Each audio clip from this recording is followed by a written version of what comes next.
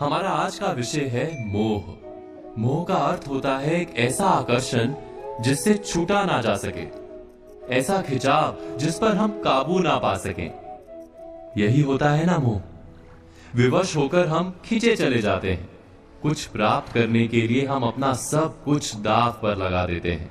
वो मोह का पात्र कोई व्यक्ति हो सकता है, सत्ता हो सकती है, संपत्ति हो सकती है, कोई वस्तु हो सकती है, या शराब और जुए जैसा कोई व्यसन हो सकता है। जिस प्रकार लोहा चुंबक से छूट नहीं सकता, वैसे ही हम अपने मोह से छूट नहीं पाते। और हम मानते हैं कि मोह केवल हमारे प्रेम का गहरा रूप है। क्या ये सत्य नहीं? क्या हम मोह को प्रेम ही नहीं समझते?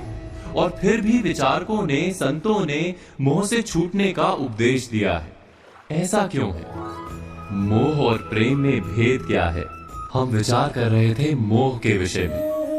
हमें तो सदा ही हमारे मन का मोह प्रेम लगता है, किंतु गहराई से विचार करेंगे तो हम तुरंत ही जान पाएंगे कि प्रेम और मोह के बीच एक बुनियादी भेद है। प्रेम होता है तब हम किसी के सुख की इच्छा करते हैं। जब मोह होता है तब हम किसी के सुख की कामना करते हैं। बस इतना सोचने पर प्रेम और मोह का भेद तुरंत ही समझ में आ जाता है। किसी व्यक्ति के प्रति जब हमारे मन में प्रेम होता है तब हम उसे सुख देने का प्रयास करते हैं। उसके प्रति मोह होता है तब हम उसके माध्यम से स्वयं सुख प्राप्त करने का प्रयत्न करते हैं। क्या ये सत्य नहीं? प्रेम के केंद्र में हम नहीं होते, मोह के केंद्र में केवल हम होते हैं। ये तो व्यक्ति की बात हुई, किंतु किसी वस्तु के प्रति प्रेम और मोह में क्या ऐसा ही भेद होता है? विचार कीजिए। यदि हमें सत्ता और पद के लिए प्रेम है तो हम क्या करेंगे? स्वयं अपने आप को उस सत्ता या पद के लिए योग्य बनाएंगे। किंतु यदि मोह है तो हम उसे प्राप्त करने के लिए किसी भी प्रकार का अनुचित कार्य करने को तैयार हो जाएंगे। संपत्ति के लिए प्रेम है तो हम मेहनत करेंगे, यदि मोह है तो चोरी करेंगे। क्या ये सत्य नहीं?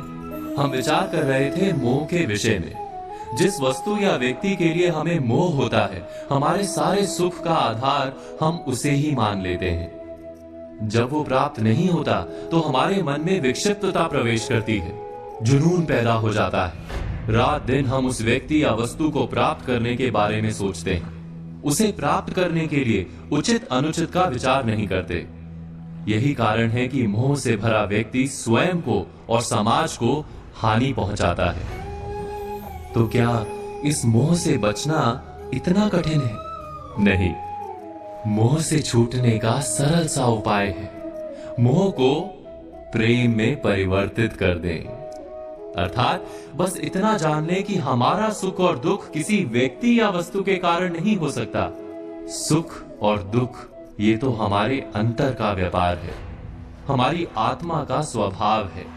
जैसे ही हम किसी को अपने सुख का आधार मानना बंद करते हैं, क्या तुरंत ही हमारा पागलपन नहीं छूट जाता? एक छोटी सी बात से विचार समझा जा सकता है। बचपन में खेल के लिए पागलपन था, बड़े होने पर खेल के प्रति प्रेम अवश्य है, किंतु अब पागलपन नहीं। अर्थात मोह बांधने का प्रयास करता है, इसीलिए सदा ही दुख का कारण होता है। प्रेम मुक्ति देता है, इसीलिए सदा ही सुख का आधार बनता है। इस पर विचार अवश्य कीजिएगा।